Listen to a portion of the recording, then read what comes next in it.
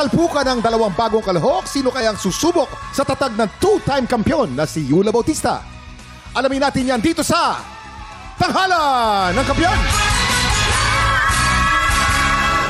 Hi, I'm Mary Glo De Leola, 29 years old from Quezon City. Nung college time po kasi, si daddy lang po kasi nag-work that time. May times po na talagang nagigipit. Nagbebenta kami ng lumang books, papers, yung mga sirang kaldero po sa amin.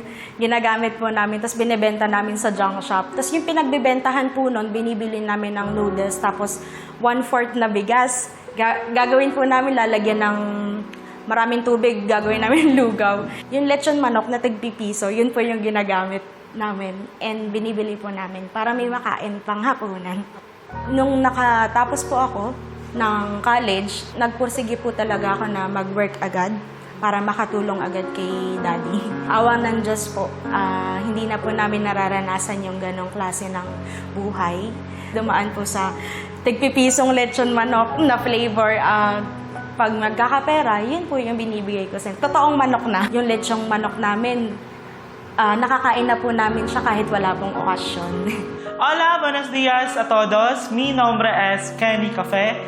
Tengo 27 años y taga de Zamboanga City.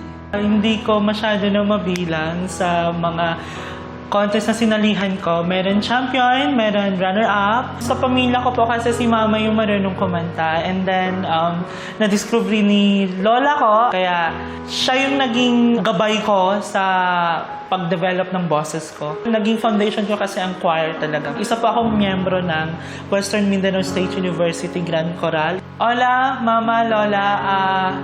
Este momento ay tarinde ko na ustedes. Miles de gracia que ta soporta ustedes kami hasta donde ay ginda na Pilipinas. Sino sa dalawa ang makakakuha ng mas mataas na puntos mula sa inampanan?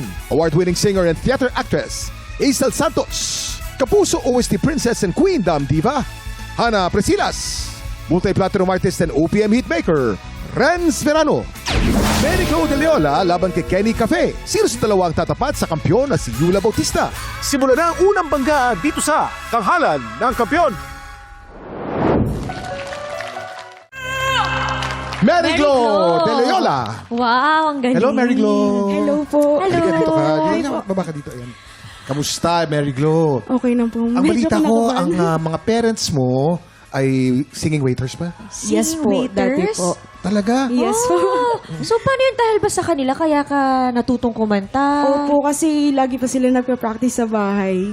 Pag nagpa-practice po sila, ayan, nakikisama po kami magkakapatid. Kahit Ayun. nung bata ka pa, sumasama ka sa kanila, ganun, pag Opo. rumaraket sila. Yes po.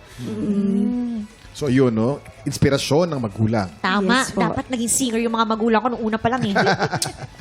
Ano kaya masasabi ng ating inampalan? Hi, Mary Glo. Hi po, Miss Isel. Oo, nag-uusap kami dito.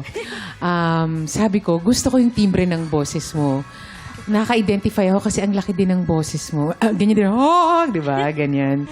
At very powerful. I like your song choice. At parang wala akong makitang mali dun sa ginawa mo kanina. So hopefully, ikaw yung mag-advance and makitaan pa kita ng mas marami pang pyesa. Kasi yung ganyang type of voice nakaka-excite. Marinig what else you can do and deliver here on Tanghalan ng Kampiyon. Thank you po. Thank you po. Hi, Mary Glo. Pareho kami ni Ate Aino. Gusto ko yung pagka-round ng boses mo. Tama lang yung emosyon na binigay mo. Magaling ka as a singer, as a performer. Wala rin ako narinig na, kumbaga sa technical, walang sharp, walang flat. Yun, gusto ko yung quality ng boses mo and masasabi ko lang, thank you for giving us a great performance. Congratulations. Maraming salamat sa ating inampalan. Ang susunod nating kalahok, Kenny Cafe.